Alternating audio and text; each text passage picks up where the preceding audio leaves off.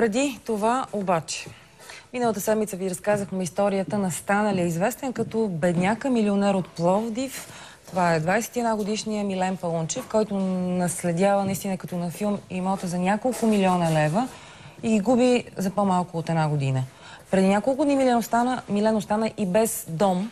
Частен съдебен изпълнител изведе младежа от фамилната му къща. Как се стигна до тук? Бедняка милионер сега.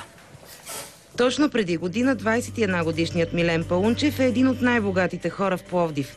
Има 3 луксозни автомобила, движи се с охрана, живее в къща с италиански дизайн. Пилее пари в нощните клубове. Твърди, че е спонсорирал отбора по борба Локомотив, но от клуба категорично отричат да имат връзка с него. Днес младежът няма нищо и се прехранва от благодеянията на приятели. Смята, че е станал жертва на престъпна схема. Това ли ти остана от всичките тези милиони, тези кокошки? Само това ми остана. От тук горе-долу до онази сграда, където виждате и там. Това всичко е това? Да, е това. И още едно парче има 10 декара, където. В началото на 2013 Милен е обикновено момче от Пловдив, студент в София.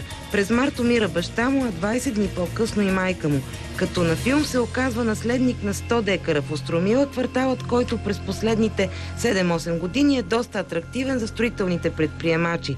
Свързва се с двама бизнесмени от Пловдив, на които започва да продава имотите. Аз не исках да продам цялата част. Исках да продам примерно 5, 10, 20 декара. И се запознах с тях, излизах, здрави изрази, как си, що си. Станахме уж много близки. Даже той, който е главният, почна да ми вика, мой да се чувстваш като мой син, мой да ми викаш татко. 200 хиляди съм взел в процес на една година на разсрочено плащане и коли ми давах. Какви коли? Ашица, BMW X5, едно Бентли ми дараха. Кой ти ги даде?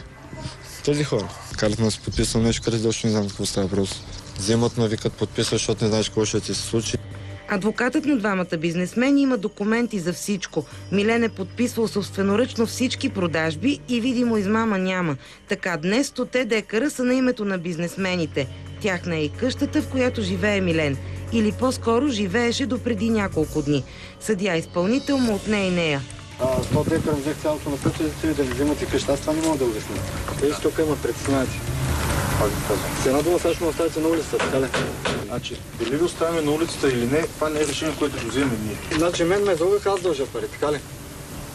След няколко часа скандали, частният съдебен изпълнител Стойко Вълчинов въведе във владение представителите на фирма Евелина Трейд, дружеството, което преди половин година е купило последните 17 декара на Паунчев. Март месец 2014 година Паунчев продава на Евелина Трейд дворното място, заедно с постройките вътре. Юли месец продава къщата на въпросния Найден. Август месец Евелина Трейд, въз основа на документа, който имат за собственост, подава документи в съда, заявление, и съда издава изпълнителен лист за въвеждане в имота, който те са закупили март месец. Парадоксалното е, че за да спаси луксозната си къща, Милен фиктивно я е продал на свой приятел. Това обаче не му помогна особено. Интересното е, че само луксозният ремонт вътре струва 150 хиляди лева, а цялата къща и земите около нея са продадени от Милен на фирма Евелина Трейд за 42 хиляди. Това говорят документите. Пазара в България е свободен. Всеки е свободен да договаря цени, каквито сам прецени за добре. От една страна продавача намира цена, която за него е изгодна и предлага своя имот. От друга страна купувача, респективно, вижда дали тази цена на него му е изгодна и е съгласен да инвестира в подобно нещо. Кой е измамения в случая? Морално измамен, съвсем спокойно мога да кажа, че това са моите клиенти. Защото са се договорили с продавача да им продаде една вещ, която вещ са е заплатили съгласно договорката, след което не са получили собствеността върху вещта. Вземане са документално и сега гледаме закона даже от къщата. Парцела, който се бяха се разбрали, беше много по-надолу от това място, което сме в момента.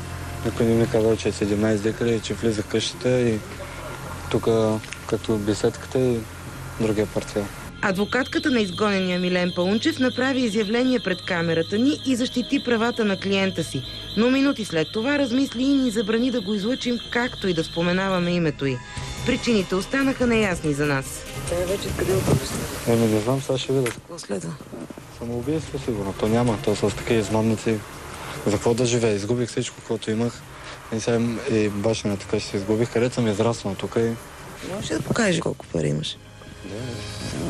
Не се базикам нито във лъжа, нито нищо. Ето. Това са всичките пари. Ден за ден. И сега събират моите приятели и за хапчета. Бях на психиатър. Вече не ми издържат нервите. Не съм наркоман. Нито съм хазартаджия, както казват хората. Що не подгонят тях?